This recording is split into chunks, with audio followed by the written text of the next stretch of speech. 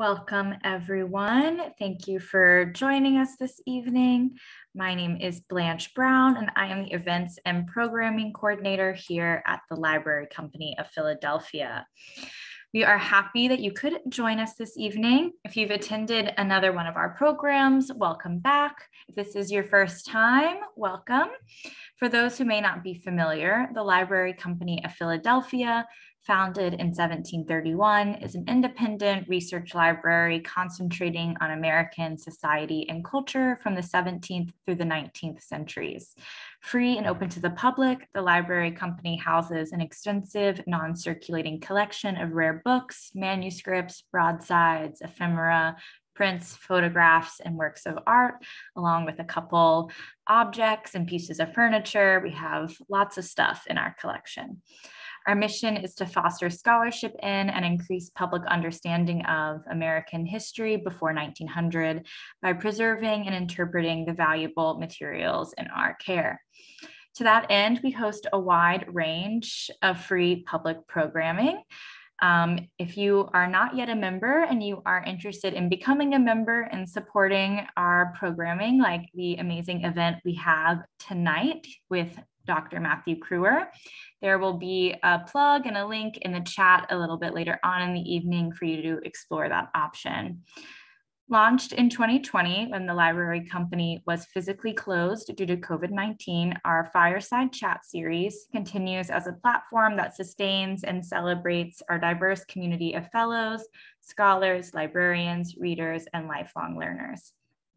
Each chat highlights the extraordinary work of researchers who've drawn on the rich collections of the Library Company, and tonight is no different.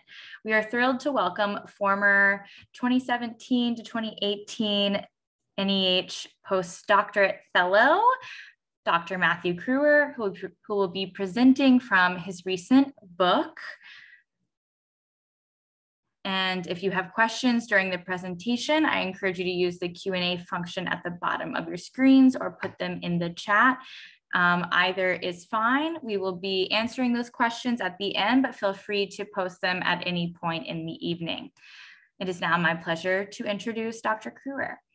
Matthew Crewer is Assistant Professor of Early North American History and the College at the University of Chicago. He received his PhD from the University of Pennsylvania in 2015. His first book, which we are discussing tonight, Time of Anarchy, Indigenous Power and the Crisis of Colonialism in Early America, which is out on Harvard University Press. It just came out this year. I'm also going to be posting a link where you can purchase it if you are interested. It is based on a doctoral dissertation that was awarded the 2016 Allan Nevins Prize from the Society of American Historians. His publications include Bloody Minds and Peoples Undone, Emotion, Family, and Political Order in the Susquehannock, Virginia War. William and Mary Quarterly, 74, 2017, and Indigenous Subjecthood and White Populism in British America in Ideology in U.S. Foreign Relations, New Histories, which is put out by Columbia University Press in 2022. Thank you so much, Dr. Crewer, for being here this evening. I hope we can all put our virtual hands together. And I'm going to bring up your slides if everyone could give me 1 second here.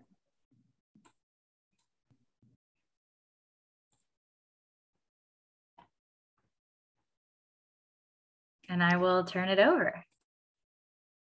Great. Well, thank you very much for that introduction, Blanche. I deeply appreciate the Library Company for inviting me here to talk tonight. And I'm especially grateful to you for hosting and to everyone behind the scenes who organized this and made sure that everything goes smoothly.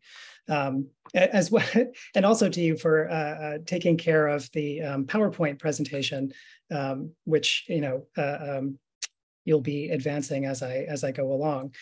I also want to say I'm thankful to the Library Company for the fellowship that funded my research when I was just beginning to transform a dissertation that I thought was going to be about Virginia into a book that ended up being much more about the Susquehanna Valley and the Mid-Atlantic. That fellowship was enormously valuable in helping this book come into being. So I'm coming to you from Chicago, the homelands of the Council of Three Fires, the Potawatomi, Odawa, and Ojibwe nations, as well as the Illinois Confederacy. And I'm delighted to be able to talk to you about this book. And I just want to thank everyone in the room for joining me this evening. So I want to start by showing you an image, which is the full original of the sketch that appears on the book cover. This is a sketch that appears in the beginning of a report titled "A True Narrative of the Rise, Progress, and Cessation of the Late Rebellion in Virginia." This was an official report about the sudden eruption of full-scale civil war in Virginia between 1676 and 1677, an event that's commonly known as Bacon's Rebellion. The illustration appears prominently on the back side of the page.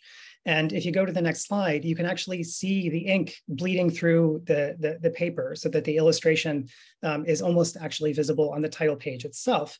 And in any case, just the placement of this clearly indicates its importance to the narrative that follows. To anyone reading this report, this would be the very first thing that they see.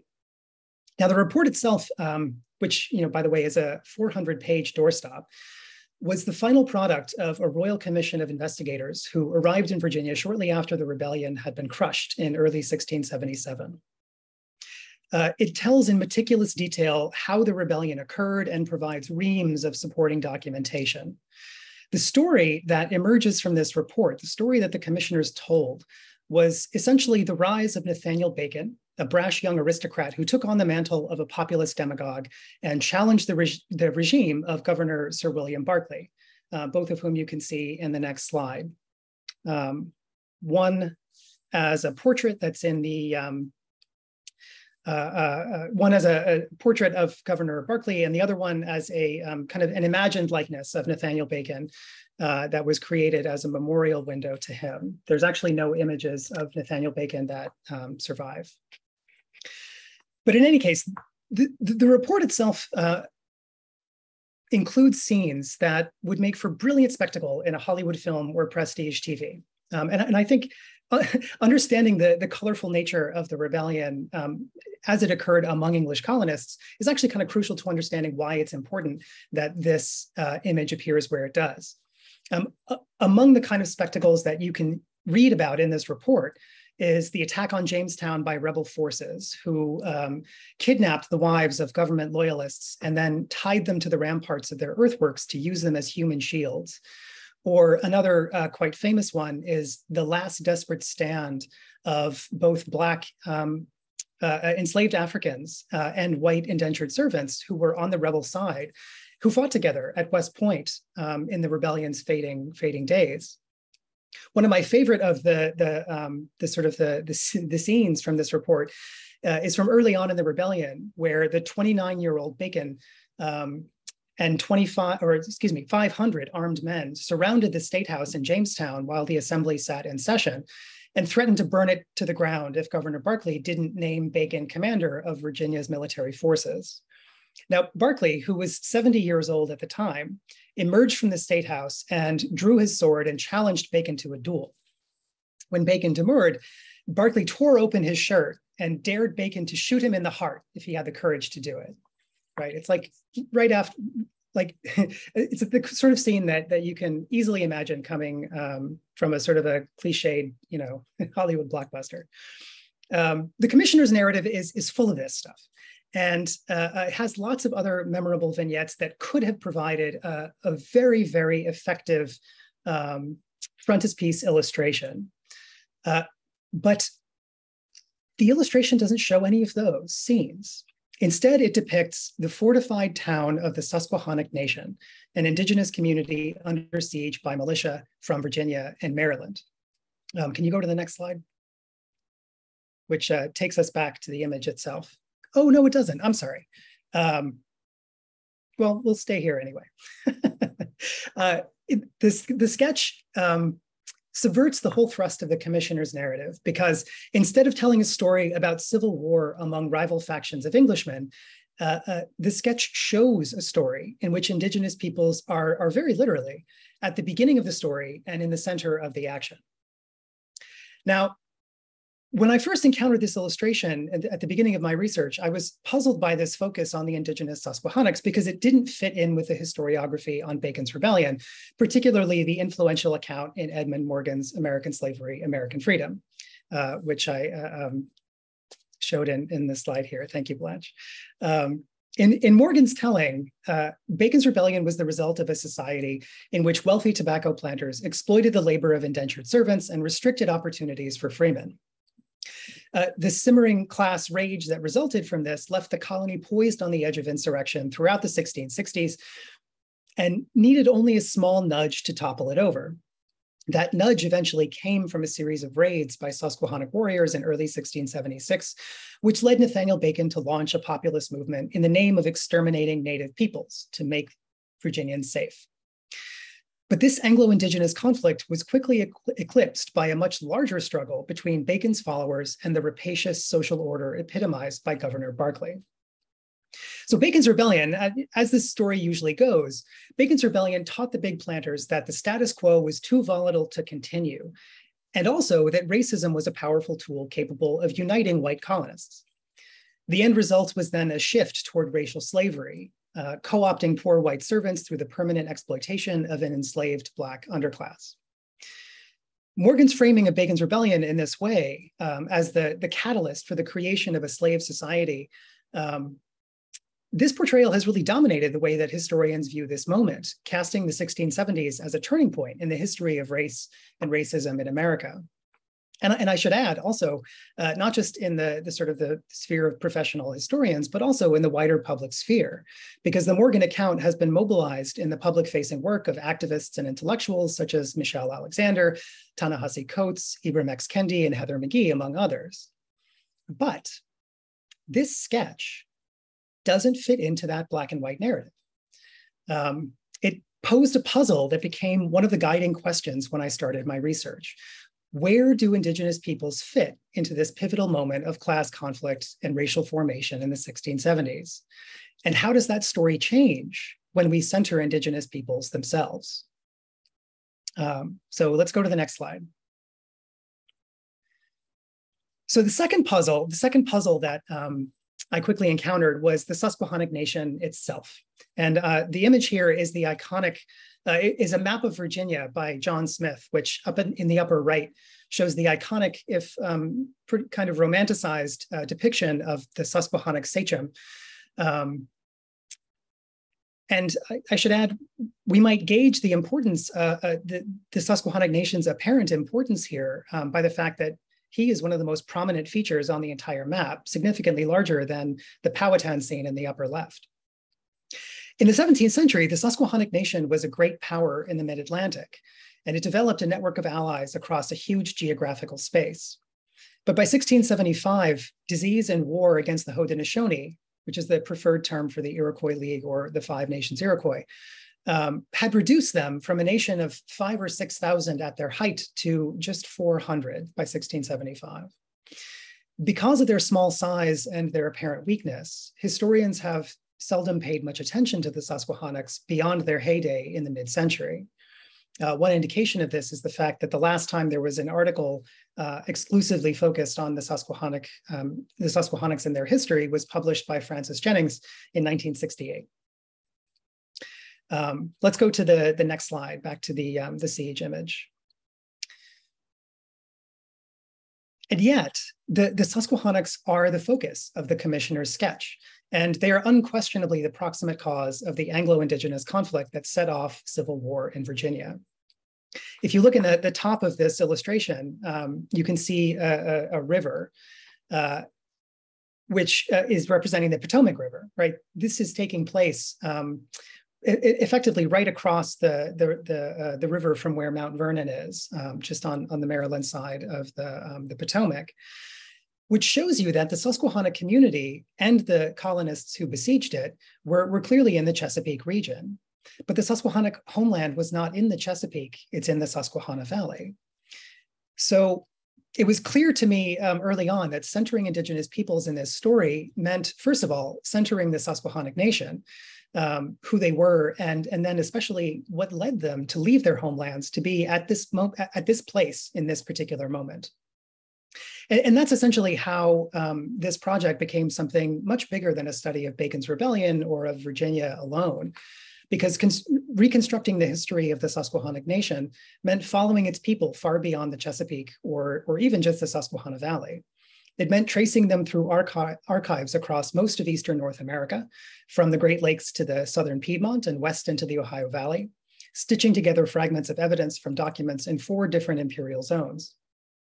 Ultimately, it required reassessing the history of a nation that historians seldom pay much attention to, but was nonetheless one of the most important indigenous groups in the 17th century, whose actions and the ripple effects of those actions ultimately reshaped Eastern North America.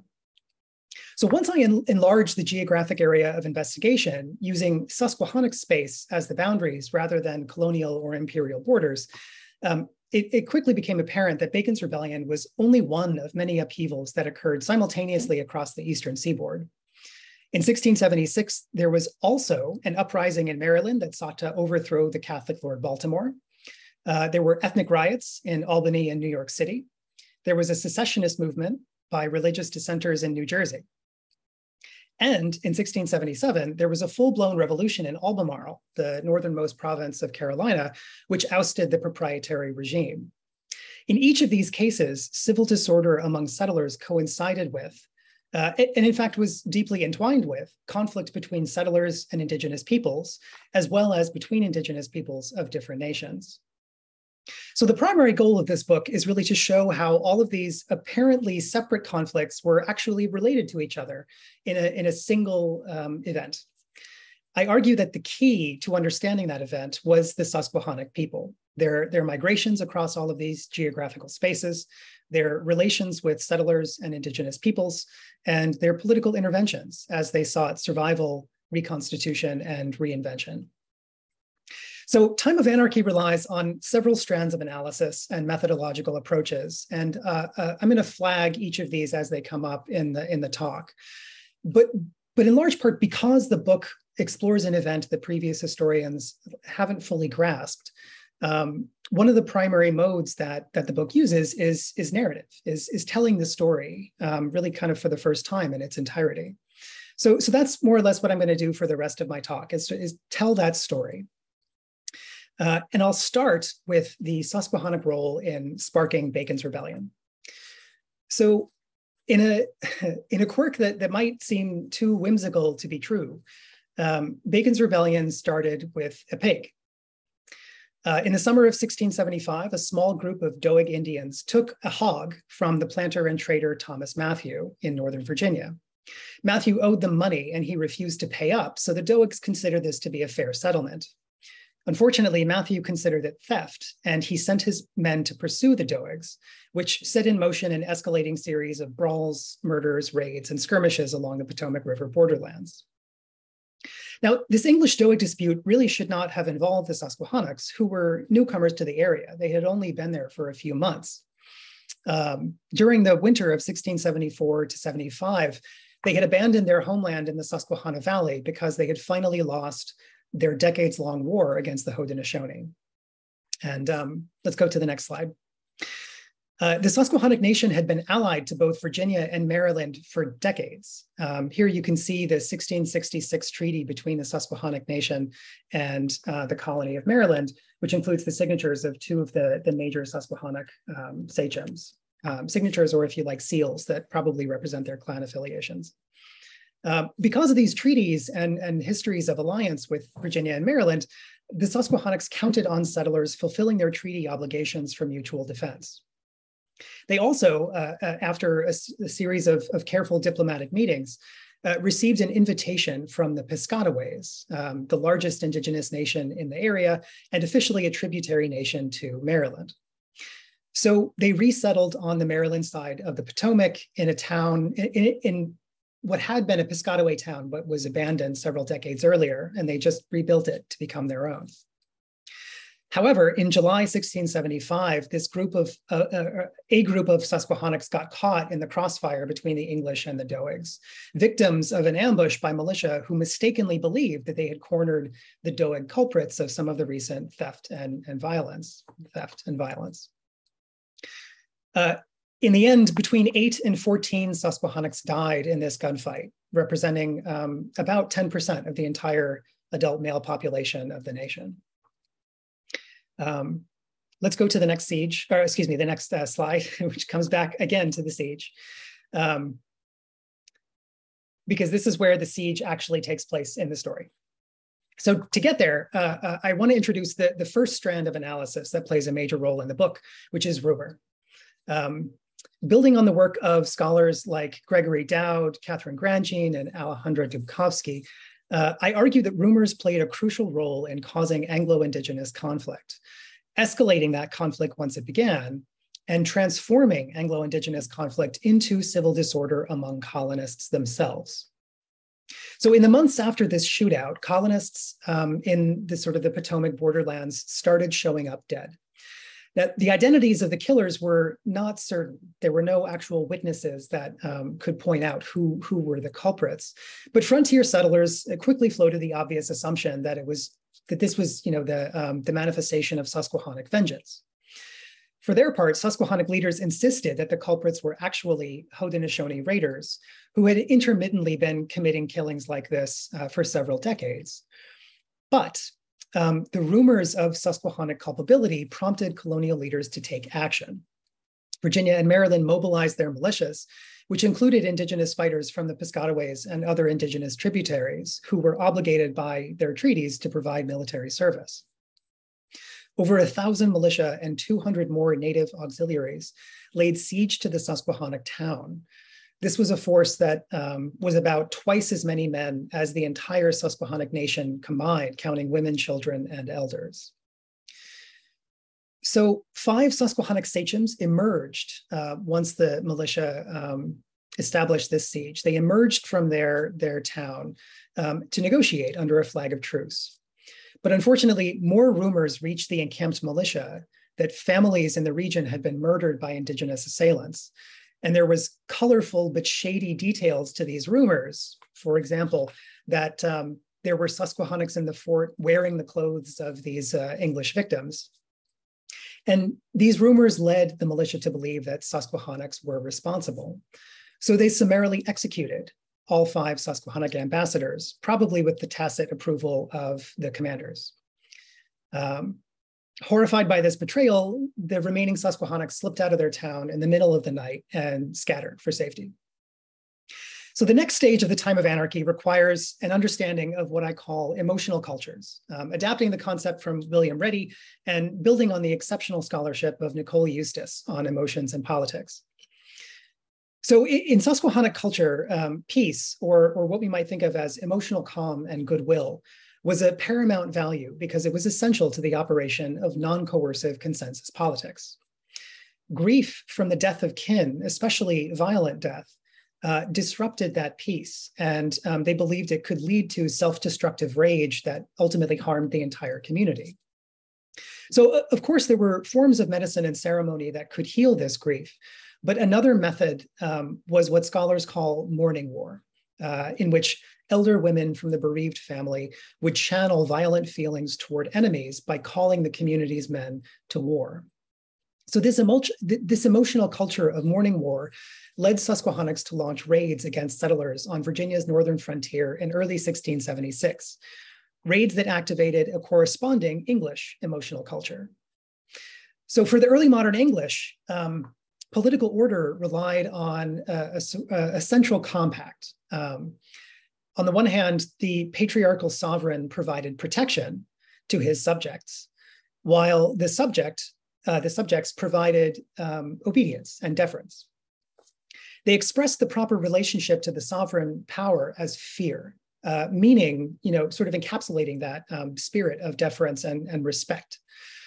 But if the patriarch failed to protect his subjects, for example, if his people began to fear hostile forces against whom the sovereign could not or would not shield them, then the bonds of obedience were broken and political order could collapse. Now, in this case, the fear that Susquehannock raids provoked in settlers sparked a political crisis when the Virginia government could not effectively counter Susquehannock power. Refugees from the frontier exaggerated the level of Susquehannock violence turning what began as 36 verifiable casualties into 100, and then 200, and then 500, and then a vague smear of carnage endangering every man, woman, and child everywhere, every day. Terrified settlers demanded that the government protect them by raising an army and taking the fight to the enemy. But instead, Governor Barkley and the Assembly decided to build a line of expensive fortifications and settle into a posture of defense. Now, these measures provoked immediate outrage. The cost of these new forts was brutal, effectively quadrupling the tax rate. And these taxes went directly into the pockets of wealthy planters contracted to build them. Making matters worse, everyone on the frontier knew that stationary garrisons were useless against stealthy and mobile indigenous fighters. Now, at this point, instead of the willy-nilly spread of rumors that characterized the early days of the conflict, some colonists, particularly women who were key players in the circulation of information, news, and gossip, started instead to intentionally spread rumors about dark designs. One important example is Sarah Grendon, who was a veteran Indian trader and a personal enemy of Governor Barkley, who denounced the defensive war plan as a great grievance, juggle, and cheat, as she put it, designed to embezzle public funds under the cover of crisis. In other words, she effectively charged that Barkley had failed in his patriarchal duty to protect his people, and more so, that he did it willingly for personal gain. Now, Bacon's Rebellion began in earnest in April 1676, when rumors of Susquehannock warriors approaching the falls of the James River inspired colonists to form their own ad hoc militias, with Nathaniel Bacon as their spokesman. Unfortunately, these volunteers, as they called themselves, were undisciplined, and they were motivated principally by hatred of the indigenous raiders that held the colony in a state of fear. Almost as soon as they took up arms, volunteers expanded their mission from attacking Susquehannocks to attacking any indigenous peoples that they could find, including tributary Algonquins, who were entitled to legal protection by the treaties that made them subjects of the crown. Now, because Governor Barkley considered those treaties to be the letter of the law, which they were, he considered Algonquins to be the colony's allies. In fact, Algonquin warriors led by the Weroensqua Cococoesqui served as spies, scouts, and fighters against the Susquehannocks on behalf of the Virginian war effort. Therefore, Barkley had no choice but to consider volunteer attacks on these Algonquins to be a direct challenge to his authority. In other words, it's not so much that Barkley was pro-Indian so much as he was pro-law, right? The law was on the side of indigenous peoples as being part of this colonial order. And Nathaniel Bacon and the volunteers were trying to flout that, were trying to overturn that through extra legal means. So Barkley's hand was really forced. He declared the volunteers to be rebels and mobilized an army to hunt them down. So here we have to pay attention to a third analytical theme, which is conspiracy theory. The book draws on historical scholarship by Gregory Dowd, James Rice, and Jeffrey Ostler, among others, as well as literary scholars such as Ed White and Mark Fenster, to show how the discursive construction of conspiracy narratives drove events. One of the reasons that volunteers collapsed distinctions between indigenous groups and started to treat them all as uniformly hostile was a steady stream of rumors that connected Anglo-Indigenous violence in the Chesapeake with Anglo-Indigenous violence in the Northeast. The first altercations between Susquehannocks and English militia occurred just 1 month after an Algonquin coalition nominally led by the Wampanoag sachem Metacom, also known as Philip, launched a massive assault on Plymouth and the rest of the New England colonies. This was the beginning of the conflict that is now known as King Philip's War. Many colonists in the Chesapeake did not consider the timing of these outbreaks to be a coincidence at all. Governor Barkley, in fact, wrote that the country was all armed by a fear and jealousy that all the Indians were conspired against us. And he reluctantly concluded that signs pointed to, as he put it, all Indians, our near neighbors, as well as those more remote, forming a general combination of all from New England hither. Now, it's worth keeping in mind that Barkley was better informed and more experienced and much more level-headed than a lot of settlers in Virginia, and he tended to believe these rumors about a connection between Anglo-Indian violence in the Chesapeake and in New England. So you can imagine what kinds of wild stories were circulating among the more vulnerable, the more anxious, or the more credulous. It didn't take very long for speculation about a pan-Indigenous conspiracy to become certainty for many colonists. Conspiracy theory also helped the volunteers make sense of the government's choice to stand by Indigenous allies, which was complicated not only by news from New England, but also other swirls of rumors that suggested all manner of devious motives and secret plots by government forces. They turned to the clarifying force of conspiracy theory, which made sense of the chaotic events that engulfed them by imposing a clarifying narrative of malevolence by those in power. And let's go to the next slide, which this slide shows two crucial proclamations issued by the volunteers, the Declaration of the People and the Manifesto. These proclamations denounced a small group of oligarchs, actually a clique of just 20 men, who, if you go to the next slide, you can see are listed on the backside of the declaration. And they're listed by name and denounced as traitors to the people.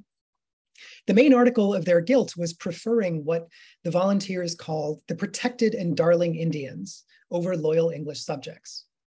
The Declaration and Manifesto described a corrupt bargain in which Berkeley and his inner circle monopolized the trade in furs and slaves and provided Indigenous partners with firearms, guns which they allegedly turned on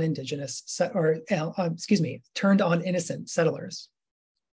The proclamations concluded that Berkeley's cabal had betrayed the people and that the people therefore had no choice but to overthrow the government.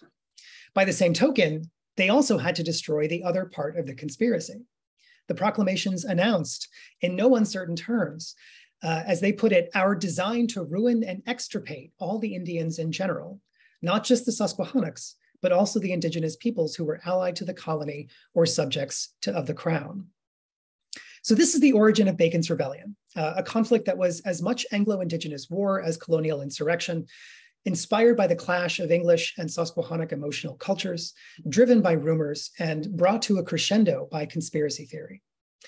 But I want to set aside Bacon's Rebellion for a moment and refocus on the Susquehannock people themselves, because it's easy to lose sight of them when we frame our investigations around colonial boundaries or movements that are named after English men like Bacon.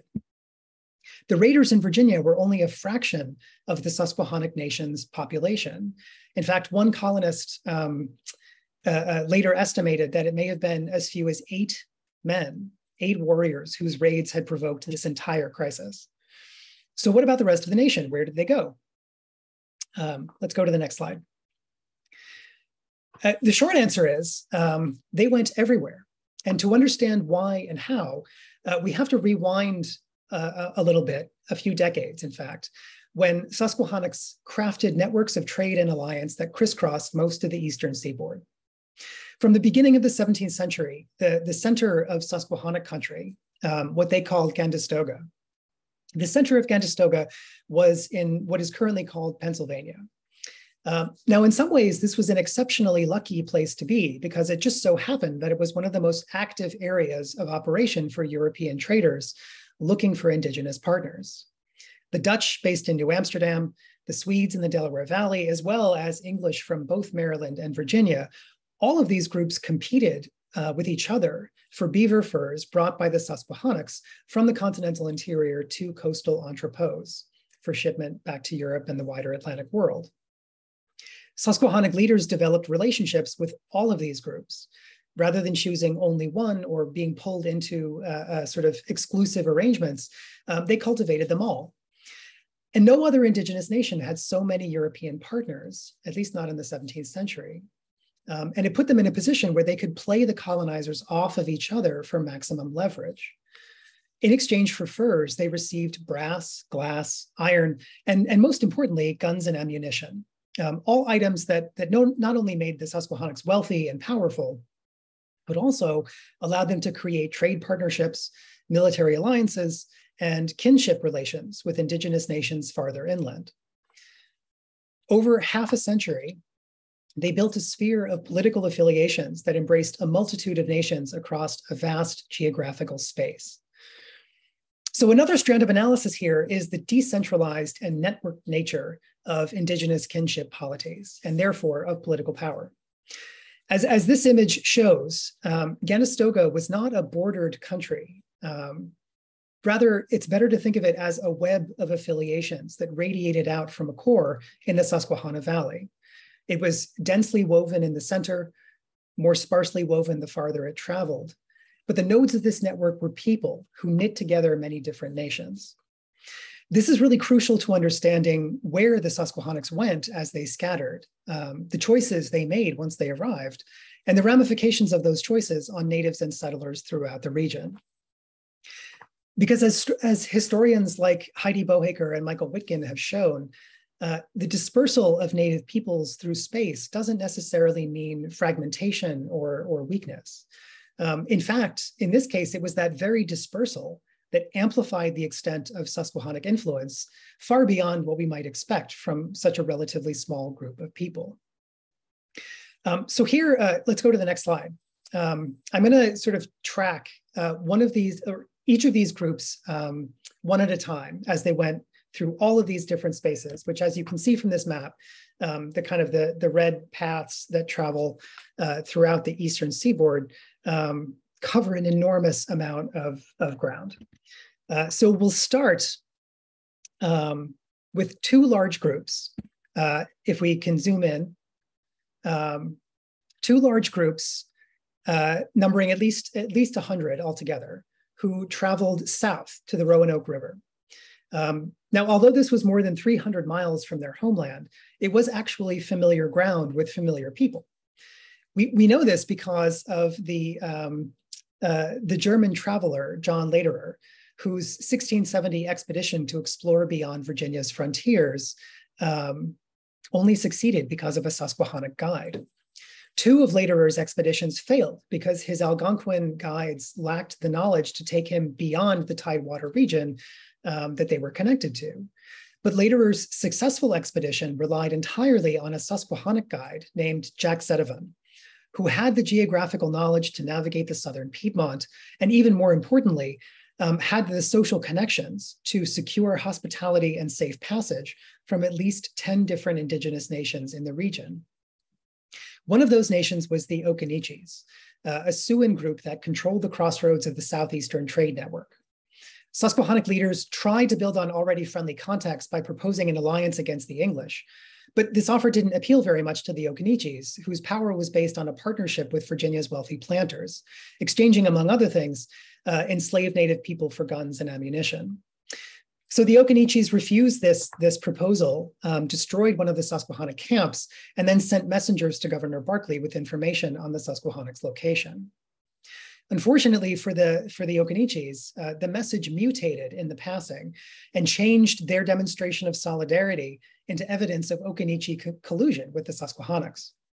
Nathaniel Bacon reported a rumor that the Susquehannocks are joined with the Occaneechees, which prompted the volunteers to march in pursuit despite Barkley's direct orders not to do so. This same rumor ultimately led Bacon to conclude that the Occaneechees were enemies. In his eyes, they were Indians and therefore just as dangerous and hostile as Susquehannocks or the Chesapeake Algonquins that the volunteers had already attacked. On this basis, the volunteers turned on the Occaneechees despite their demonstrations of friendship and hospitality. And that is what prompted Barkley to first brand Bacon and the volunteers rebels for their armed defiance of the government's authority. In other words, it was the actions of this southern group of Susquehannocks that first caused the war between natives and settlers to transform into a civil war among Virginia colonists. Susquehannocks were also connected to the outbreak of conflict in North Carolina. The survivors of the Occaneeche attack moved southeast and found refuge among the Meherons and Chowanokes of Albemarle Sound. By the end of 1676, these indigenous nations were all at war with Carolina colonists. Settlers placed the blame squarely on Susquehannock instigators, whose martial power turned travel through the Carolina swamps, or even from one plantation to the next, into a deadly proposition. This Anglo-Indigenous war was the backdrop for an uprising that historians usually call Culpeper's Rebellion, after one of its leaders, John Culpeper.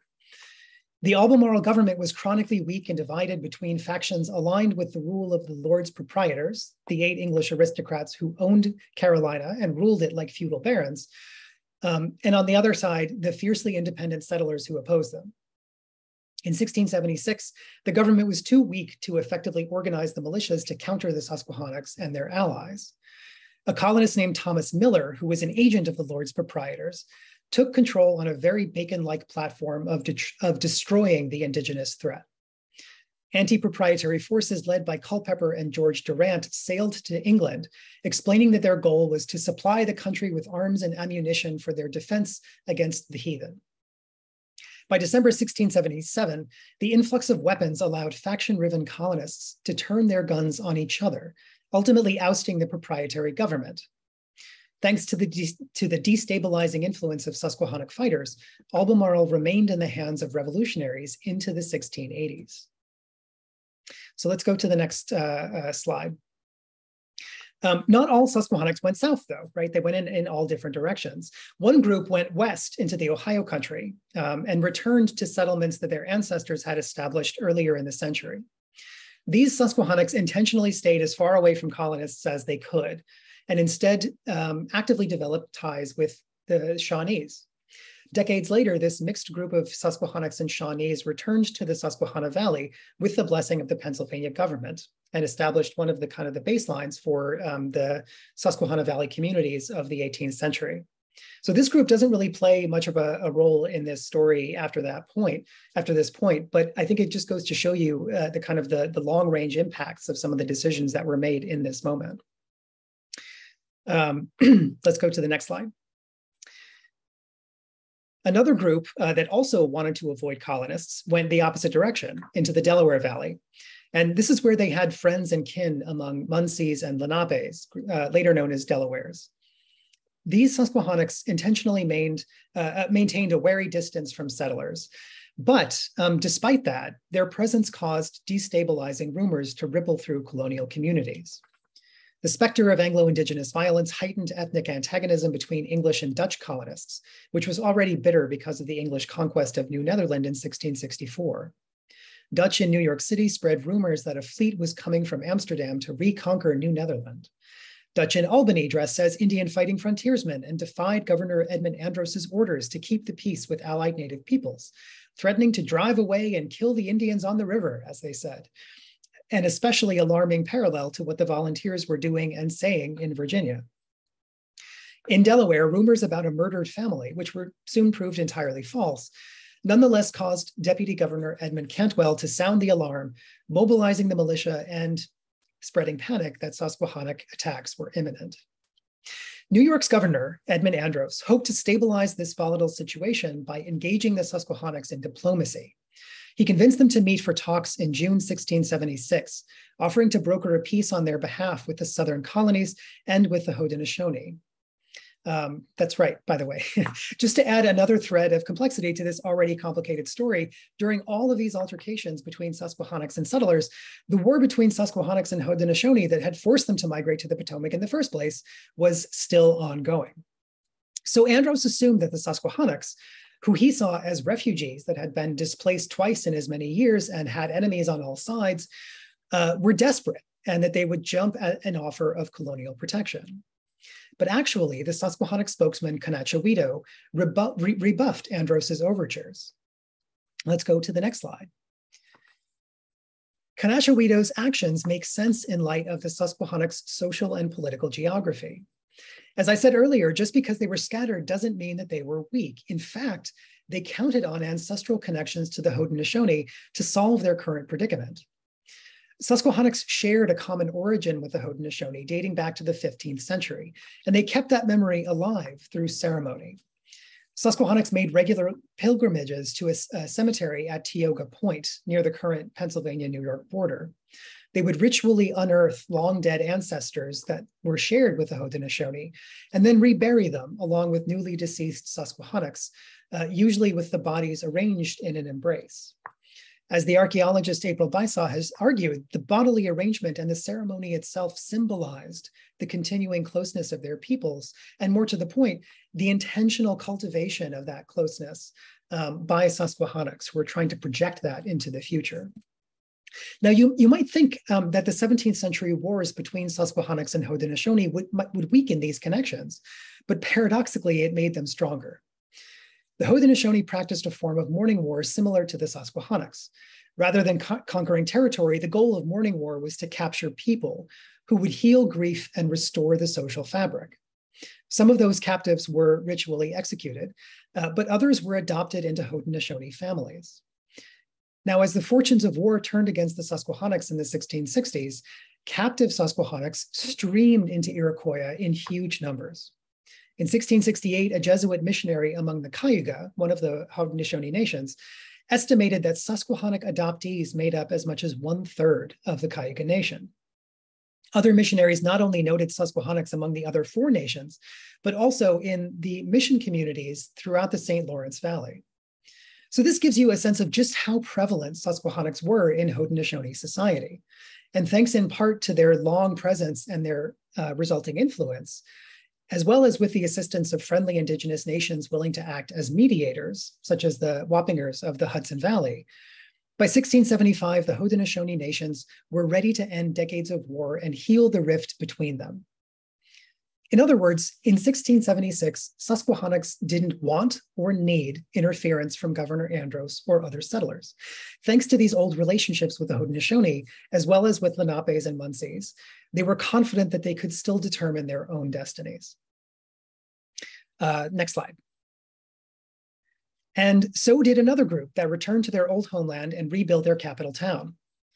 Unlike the peacemakers in the Delaware Valley, though, these Susquehannocks decided to continue warring against their enemies. They relied on a broker who went by the slick nickname Jacob My Friend, who was a Dutch fur trader who had married a Susquehannock woman and fathered Susquehannock children before moving to Maryland and becoming a naturalized Englishman. Jacob My Friend helped negotiate a ceasefire with English colonists in Maryland. But Algonquins in Maryland, the tributary nations such as the Piscataways, they were a different story. Because Algonquins had assisted in the 1675 siege of the Susquehannock town and had killed or captured as many as 30 Susquehannocks over the next year. But by mid-1676, the Algonquin headman Maquata told the Maryland government that he was in great danger of being destroyed by the common enemy, as he said, the Susquehannocks. Treaties obligated the Maryland government to assist their tributaries, so they sent arms, ammunition, and soldiers to aid in their defense. But this action enraged many colonists who were inundated by sensational stories of slaughter in Virginia and feared that natives would turn on them if given the chance.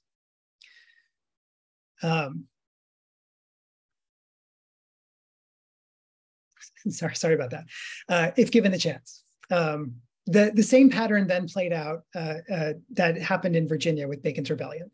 There was a vocal faction that demanded the government defend them from Indigenous violence, but that faction denounced the taxes that were levied to pay for that defense as tyrannical government overreach, and then moved to overthrow the government when it seemed to devote more resources to protecting tributary natives than it did to protecting English subjects. Let's go to the next slide. The grievances of Maryland colonists were particularly acute, not only because paying for the war against Susquehannocks caused their taxes to increase by a heart-stopping 1,200%, but also because the predominantly Protestant population's disaffection with the Catholic Lord Baltimore. Anti-Catholicism had long been an incendiary ingredient in English politics since the Reformation, so it was pretty easy for colonists to embroider the government's aid to Algonquins into grandiose conspiracy theories that Baltimore was the secret ally of the Pope in his quest to destroy liberty and had enlisted natives to purge the colony of Protestants. Just to give you a flavor of what this kind of conspiratorial theorizing looked like, this is a page from an anonymous manifesto that came out of Maryland called The Complaint from Heaven. If you zoom in on just a sort of a piece here, it begins by denouncing Baltimore and the Baltimorean party and then thunders, Pope Jesuit is determined to overthrow England with fire and sword and distractions, and by the Maryland papists to drive us Protestants to purgatory in America with the help of the French spirits from Canada, the Jesuits. All of this, of course, began with a betrayal of the people by allowing Susquehannocks to attack so that they could be cut off and massacred. It goes on like this for 12 pages in exactly this handwriting, just in case you were wondering what the experience of researching this was like. Conspiracy theory is not always a joy to engage with. Unlike Berkeley and Virginia, Maryland's rulers were able to crush the rebellion in its infancy by capturing and executing the ringleaders. But sustained Susquehannock raids nonetheless kept popular resentment of the government at a low boil for years. Let's go to the next slide, and the last of these. Oh, is that the next slide? I think it is. Oh, I'm missing one. I'm so sorry. Let's go back to before this. Yeah, okay, well, this one is good. Sorry about that. All of this, in any case, all of this was to be settled by two landmark peace treaties in 1677.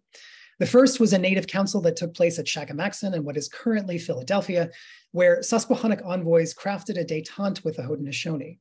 Around 100 Susquehannocks forcibly migrated to Iroquois as captives, and the rest remained in the Delaware Valley among their Lenape kin. The second treaty took place at Albany, forging the beginnings of the Covenant Chain alliance between the Haudenosaunee and the English colonies. This treaty effectively ratified the decisions made at Shakamakson. It was supposed to bring an end to the wars between Susquehannocks and settlers, but it didn't.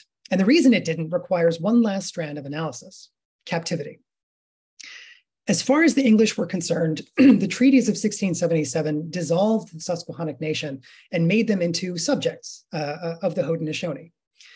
And actually, aside from the entire concept of subjecthood, that's not that far off from how the Haudenosaunee practices of mourning war traditionally operated. As one 19th century informant explained to an anthropologist, his ancestors scattered their prisoners and sunk and destroyed their nationality to build up their own. But of course, these were not traditional times, and the exigencies of 17th century upheavals had led the Haudenosaunee to mitigate demands for captive assimilation. Rather than disappearing into the Haudenosaunee population, Susquehannocks instead layered a new identity on top of their old ones, in effect remaining Susquehannock while also becoming part of Haudenosaunee communities. Okay, now let's go to the next slide, the map with the line. Next, yep, there we go. Thank you. A Seneca ambassador tried to explain this to colonists in 1679. He drew this map, by the way, to sort of illustrate the dispersion of Susquehannocks within Iroquois. He told colonists that Susquehannocks not only lived peacefully in Iroquois, but had become influential leaders among them. The Haudenosaunee had initially been peaceful toward English and Algonquins in the Chesapeake, as he claimed, but by the insinuation and instigation of the Susquehannocks, they are now all become one. Susquehannock leaders used their influence to sway Haudenosaunee foreign policy. And pretty quickly, Susquehannock war captains started leading Haudenosaunee raiders on expeditions against indigenous nations who had wronged them in 1676, especially the Occaneechees and Chesapeake Algonquins. So although the Susquehannocks were scattered, they were actually, by 1679, stronger than ever, and their influence drove politics on a regional scale. By 1683, the indigenous nations who had sided with English colonists against the Susquehannocks had been dispersed, destroyed, or were battling desperately for survival. Periodic panics raised among vulnerable colonists, combined with the ruinous cost of fortifications and garrisons, helped to spark a second uprising in Maryland in 1681 and another in Virginia in 1682. Colonists had no choice but to go to the bargaining table at Albany again and again, trying to stop this violence. But ultimately, it only stopped because Susquehannocks decided to stay home. As one sachem in Iroquois reportedly declared, he was pretty well satisfied with the revenge that he had taken. Now, although the wars and upheavals caused by Susquehannock influence came to an end in 1685, Eastern North America had been transformed. One of the major takeaway points of this book is that the time of Anarchy's legacy was a revolution in Anglo-Indigenous affairs. The Covenant Chain alliance between the English colonies and the Haudenosaunee structured Anglo-Indigenous relations in the entire region for most of the next century. The Susquehannocks' decimation of Occaneeche power, combined with the end of the Virginia oligarchs' monopoly on the southeastern Indian trade, resulted in a dramatic expansion of indigenous slaving networks deep into the Southeast. The volunteers' declaration that all indigenous peoples were alike and that every Indian was an enemy inspired new forms of racial thinking that increasingly pushed coastal natives to the precarious margins. And yet, Indigenous leaders who had upheld their treaty obligations, such as the Pamunkey Werowanskwa Kokokoeski, parlayed their loyalty into new treaties that marshaled imperial power to protect their people and carve out space for Indigenous futures. All of these far-reaching legacies were the result, sometimes directly and often indirectly, of Susquehannock initiatives. As for the Susquehannocks, I just want to close out by saying that once peace had been restored, Susquehannocks began moving back into their old homeland. At first, a few migrants from Iroquois country, and then others coming from Delaware, Ohio, and the South. They congregated in the lower Susquehanna Valley and built a new town that colonists called Conestoga, an anglicization of Candistoga. Conestoga prospered for half a century as allies of the Haudenosaunee, New York, and Pennsylvania after its founding in 1682. So I want to show you one final image here, which is a comb crafted by a Conestoga man that would have been worn by an elite woman on ceremonial occasions. It shows a Susquehannock and a Pennsylvania Quaker extending their hands in peace. And it's the perfect encapsulation of the hopes and ambitions of the Susquehannocks as they decided to end their wars. As Candistoga became Conestoga, a new generation of Susquehannocks found a place at the crossroads of a thriving frontier fur trade, and they were hopeful for the future. So that's where I'll end this presentation, and I'd be happy to move into any sort of questions that anybody has. Well, first I want to say thank you so much. I just learned so much. It was wonderful. For attendees, you can put your questions directly in the chat, or you can use the Q&A function at the bottom of your screens. I'm really torn about what question to lead with first, but I'm going to start with, how do you track rumor in the archive? What does that work look like? How is a rumor identified? And then how do you make historical use of it? That's a really great question. And the starting point is actually surprisingly obvious, which is that you pay attention to when colonists say something like, there is a rumor that X, Y, or Z. They're often quite explicit about the nature of their information. And especially the ones who are, like, of course, you have rabble rousers like Bacon or people like Sarah Grendon, but in many sources where you have more sort of reliable, responsible people who are really trying to figure out what's happening, they're quite upfront actually about whether or not their information is reliable, how much it can be trusted, how much requires verification. And so they often talk about rumors that they've heard and that they're not sure if they're accurate, but are trying to pass them on to other sources. The other major one, I think, is to pay attention to particular moments when rumor winds up becoming a driver of when the content of the rumor almost becomes less important than the fact that the rumor is circulating itself. So a really great example of this is it happens in Maryland I think in 1680 or 1681, when somebody starts telling a story that is wildly implausible.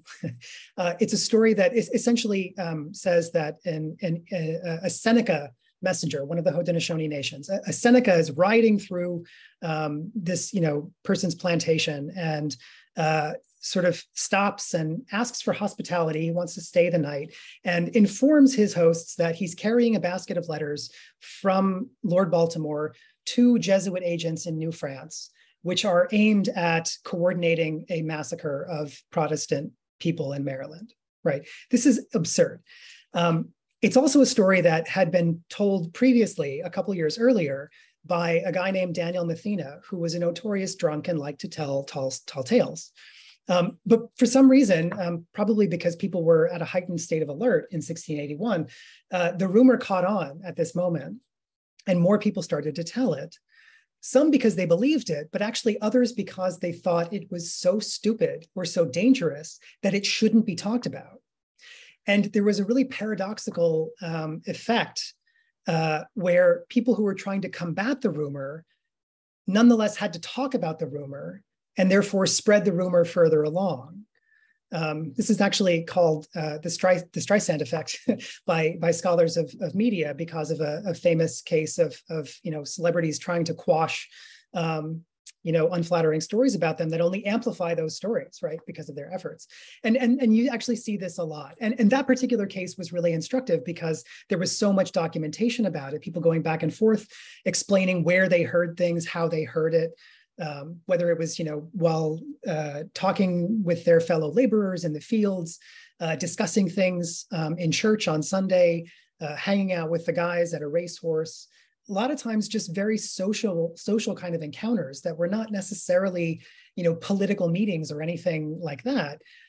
It was just people talking. And whenever there was a story that was pertinent to the times and possibly dangerous, and especially one that was controversial, and especially one that was so juicy, that had all these details that were incredibly compelling, possibly because they're so ridiculous, they had to talk about it. So I think a lot of times it's paying attention to those kind of moments when rumors come to the surface and they become hyper visible, that you start to understand how they operate, how they circulate, how they form, and how they change. Thank you. That was a wonderful answer. And I will now ask a question from one of our attendees. Cassandra Good asks, how would the Susquehannocks have communicated and stayed connected after being so widely dispersed? That's a good question. I think actually that, well, first of all, it's worth worth bearing in mind that, the maps that I showed, the kind of the paths that were traveled, the rivers and roads that they would have gone by, the reason they would have traveled to these places is because they were familiar, right? And most of them were outside of any particular areas of colonial control. These were indigenous spaces, and they were indigenous spaces that were familiar to Susquehannocks, and therefore not at all difficult to travel, especially when they were moving through zones that were controlled by friendly indigenous nations, allies or kin. So even long distances were not necessarily very difficult to travel. And in fact, there are glimpses of colonists understanding this. One of the reasons why Berkeley believed in these rumors about conspiracy, with the Algonquins in New England, was because he had heard that he was sort of familiar with the intelligence networks, the communication networks of indigenous peoples who were able to travel so quickly from place to place, much more quickly than colonists were able to do, and therefore to pass information or to meet with each other or coordinate as need be. Catherine Grandjean has done fantastic work about this, in the New England area, and Alejandro Dubkovsky has done this as well farther south, just sort of showing not only how easily Native people were able to keep lines of communication open with each other, but also how reliant colonists were even to communicate with other colonies. And in many cases, if you have someone trying to send a letter from New York to Jamestown, it's being carried by indigenous messengers. So that's number one. Number two, actually, is that I don't necessarily think that they needed to stay in constant communication with each other.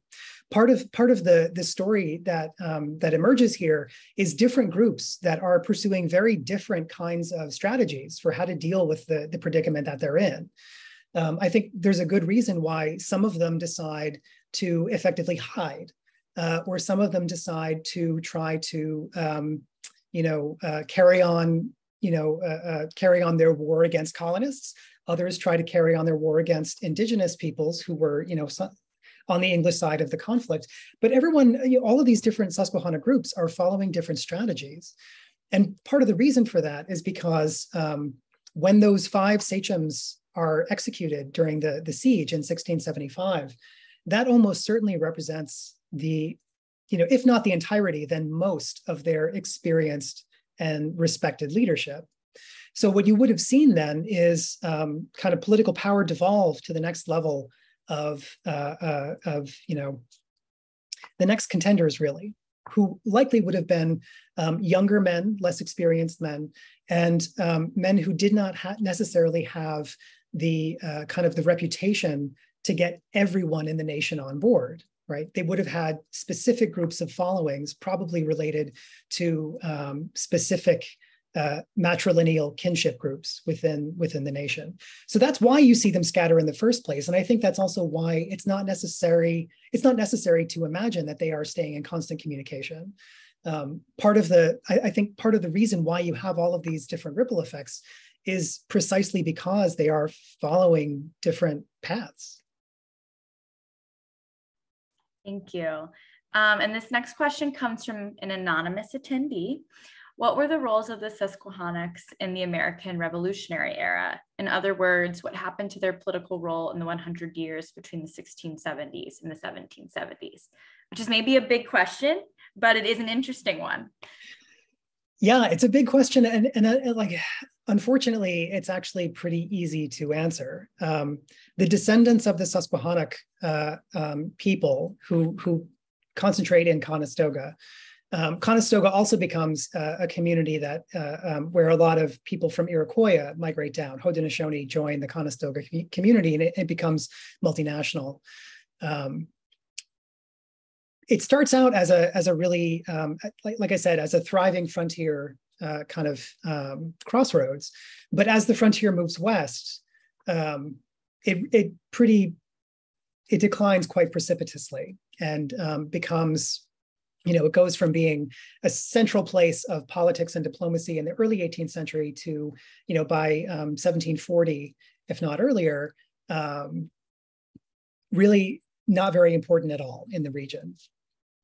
At least as far as colonists are concerned, and as far as the Haudenosaunee are concerned, right? Really, what happens there is that Pennsylvania and New York, and the Haudenosaunee kind of cut other indigenous groups out and try to concentrate decision making amongst themselves. And the Conestogas are one of the many casualties of that. The nation becomes small enough that by the 1760s, it's only a few dozen people. And they're surrounded by colonial communities. And despite the fact that they are connected to those communities and by all accounts, never have any kind of violent altercations with those communities, they become the targets of vigilantes who are searching for indigenous targets during the period that is often called Pontiac's War, the large and in some cases coordinated attacks by indigenous groups across the West on British outposts and frontier settlements. And the group of vigilantes that comes to be known as the Paxton Boys attacks Conestoga and in two separate premeditated massacres kills them all. Or all except for two who escaped because they were not present. And by the way, thank you for putting that in the chat. The whole story of this, including a lot of the history of how the Susquehannocks become the Conestogas and how the Conestogas come to this tragic end. It was the subject of Will Fenton's digital Paxton project that I believe was housed by the LCP, and then the Ghost River graphic novel that came out of that, which dramatizes a lot of this in a way that I think is very powerful and also is very effective for teaching because it includes primary source documents and ways of integrating them into the classroom. So the short story is that the Susquehannock Nation does not survive into the era of the Revolutionary period. Susquehannock people do, and I think it's important to recognize that people of Susquehannock ancestry, they become like they go permanently to Iroquois, they join other nations, they move into the Ohio Valley, they go all over the place, and I think it's important to recognize that they don't just disappear, but the nation itself as an organized entity does not survive this period of intense racial violence in the 18th century. And just to echo that, I would really recommend anyone who's interested to check out Ghost River, that link. It's a great graphic novel, and it does, if you're interested in following the story further, it's a great piece to pick up. And that is my last merch push about it. I also want to let everyone know I did include a link to the book, Time of Anarchy. You can purchase it right at that link. I'll also be sure to include it in the follow-up email. Since we did end up bringing up the library company's collection in this last response, I am wondering if you ended up using anything in your current project from our collection. I know you did some research. How did that, you mentioned in the beginning that you came to LCP thinking you were going to write a book about Virginia. How did that change and become this? Like, what happened there? Yeah, that's a great question. Yeah. It's true that I did sort of start out with the intention of telling an Indigenous-centered story of Bacon's Rebellion, and really discovered that was not possible without leaving Bacon's Rebellion itself behind. Especially because, you know, if you go back to the classic narratives, like if you read the Edmund Morgan's chapter on Bacon's Rebellion, you know, he has this, like, about a third of the book telling the history of Virginia up to this point, and then a third of the book about this point, and then a third later. And in the entire first third of the book, there's no mention of the Susquehannocks at all, because they're not really part of Virginia history as far as he was concerned. And then they just appear. They appear out of nowhere with no explanation, and set off this, you know, this huge crisis, and then are never mentioned again. They completely disappear from that narrative. And it's just because of the archive, right? They disappear from the Virginia archive, but not from all of these other places that are so closely connected to it.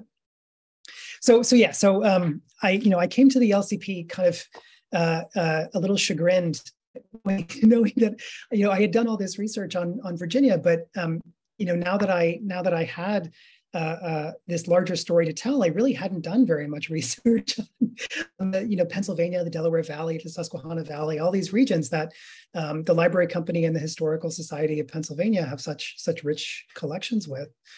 And so that was really what I did while I was there. The LCP has some really helpful things. It has, for example, treaties, 18th century treaties between Pennsylvania and the Conestoga that gesture backward toward this historical relationship. It has, not in the Library Company itself, because it's housed in the manuscripts with the Historical Society. It's one of those strange, you know, Library Company in Historical Society collections. But the Eugene du Cimetière collection has an absolutely astounding collection of Indigenous history, a whole sort of, like, I think it's like the Indian Affairs box or Indian Relations. I forget what it's titled, but a whole collection of stuff that includes treaties that, again, sort of, you know, are mostly 18th century, but back to this earlier history. One of the things that was incredibly important that came out of that, actually didn't make it into the book, but is a significant part of the research that I'm doing now, the story I'm trying to trace now, is minutes of diplomatic meetings between colonial officials of Pennsylvania and Conestoga representatives in the 1720s that, for whatever reason, didn't make it into the printed version of the official kind of minutes of the Council of Pennsylvania, and so appear to be missing. There's actually a notation in the printed volume that's like, we couldn't find this. You know, the clerk says it's there, but it's not there, and it is here. It turns out that it's in this collection, and so that was really important in sort of doing some of what ethnohistorians call backstreaming. You know, taking later instantiations of or later examples of Indigenous behaviors, Indigenous articulations. There are all kinds of different ways of reading into these later interactions with colonists to try to figure out how earlier generations of those people might have responded to certain situations, how they might have been thinking about various initiatives, just how their society and politics would have worked. So those were actually really, really helpful in fleshing out some of the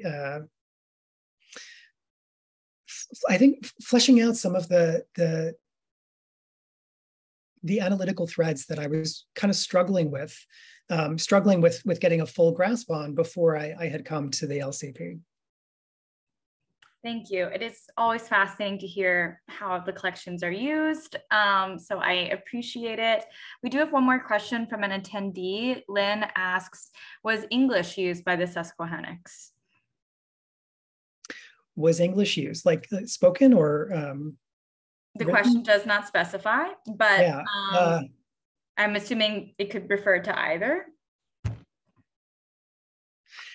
I will assume so. I mean, we don't actually have any written Susquehannock sources. And most of the cases where direct communication occurs that survive in documentary form involves translators. Often multiple translators from one set of languages to another. Sometimes you have, Susquehannock to Delaware to Dutch to English, or some kind of really convoluted chain that makes the work of interpretation especially kind of sensitive and difficult.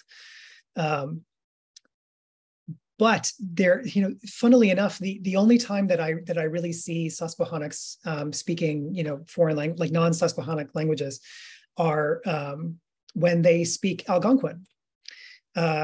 That moment, that shootout in 1675, where Susquehannocks are mistakenly attacked by English militia, there's this really interesting moment where one of the Susquehannocks there kind of reaches for the militia captain, just trying to get him to stop, and he shouts out Susquehanna Netu, which is Algonquin for something like Susquehannock friend. Susquehannock, by the way, is itself an Algonquin word. That's kind of that's the scholarly standard. So that's what I have used because it's most familiar. But their autonym isn't precisely known, but it would have been something along the lines of Canastota or Conestoga.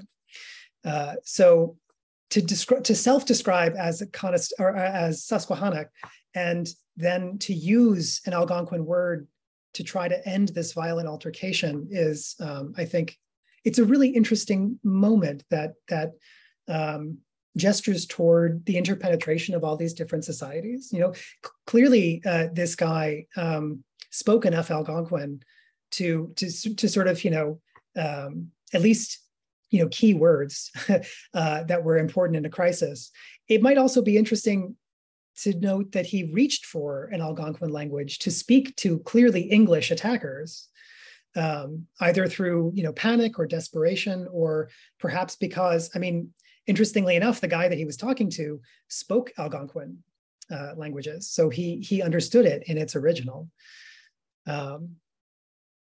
So the short answer is the direct evidence is pretty sparse, but Susquehannocks, like for example Jack Sedavan, the guide for John Lederer throughout the South, must have been quite accomplished in languages in order to be able to kind of navigate the social spaces they did, to travel through different nations that not only spoke different languages, but spoke languages that belonged to entirely different language, groups, from Algonquin to Siouan to Iroquoian. These are hugely, they're as dissimilar as, Romance languages are from Turkic languages or Slavic languages, So it wouldn't at all be surprising if there were Susquehannocks who were capable of speaking English. Well, thank you for that response. I learned a lot just in that. So we're a little over, but this has been so wonderful. Thank you to all the attendees. I think this is a great place, not place, to wrap up. Do you have anything else you'd like to say before we close for the evening? Just a big thank you to you and to everyone for coming and for all of your questions. It's been really great to be here and talk to you all. Thank you so much. Hope everyone has a wonderful evening and take care.